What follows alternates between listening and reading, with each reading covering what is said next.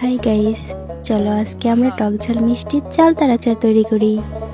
এর জন্য প্রথমে চালতাগুলোকে পরিষ্কার করে ধুয়ে নিব। ধুয়ে নেওয়া চালতাগুলো সুন্দর করে কেটে নেব।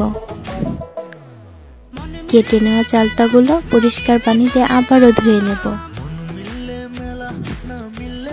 ধুয়ে নেওয়া চালতাগুলো পরিমাণ মতো পানি দিয়ে 30 মিনিটের মতো সিদ্ধ করে নেব।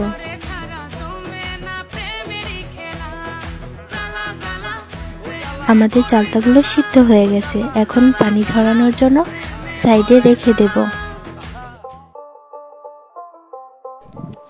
চালতাগুলোকে হালকা থেতো করে নেব।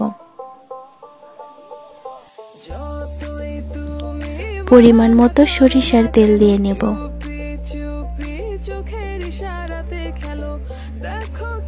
এতে দিয়ে দেব 2 শুকনো মরিচ, দারুচিনি, তেজপাতা আর দিয়ে দেব থেতো করা কিছু রসুন। ভালোভাবে ভেজে নেব। এরপর দিয়ে দেব স্বাদ অনুযায়ী চিনি। এরপরে দিয়ে দেব থেতো করা চালতাগুলো, একটু হলুদের গুঁড়া এবং একটু মরিচের গুঁড়া।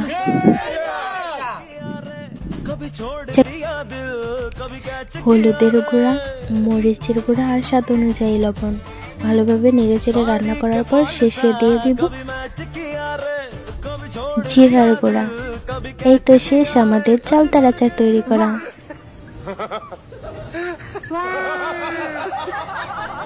দেখুন কি লোভনীয় হয়েছে, দেখতেও যেমন লোভনীয়, খেতেও তেমন সুস্বাদু। এমন নতুন নতুন ভিডিও পেতে আমাদের চ্যানেলটা সাবস্ক্রাইব করুন, লাইক কমেন্ট শেয়ার করুন আর পাশেই থাকুন। টাটা।